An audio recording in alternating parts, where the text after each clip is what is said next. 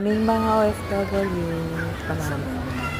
Kahit minsan lang pumunta sa grocery, at least worth it. Madi may front dito. Basta lang siya. So, apa kami nagta grocery, kuno, kasama ng driver, ayun yung driver namin. O, diba? Diyan. Ito rin ang kasayahan namin mga OFW. Digigay ko na kita. Kahit paminsan-pinsan lang kami Frozen. pumunta ng grocery. Salamat.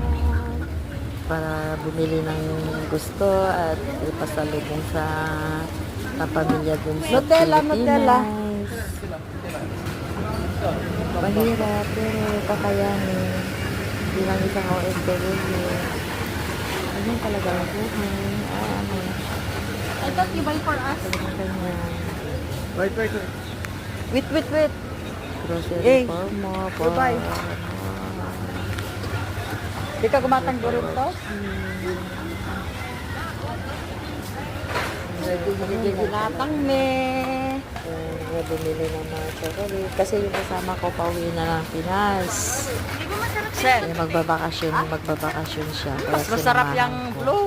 Pati na rin ako. Ikaw, Bumili kung na ano rin gusto ako mo. para sa akin. At saka sa ikakargo ko. Para makapag-ipon. Hindi naman yung bibili ka kaagad-agad. Dapat yan. Paunti-unti. Kumbaga, painot-inot lang agatahin. Sige ito. Asiti apo, kat nakagala. Hindi na to. Dito naman ako sa kuwit. Sa gumatang bangos. Ay. Nani ka ba mag-aaral ko?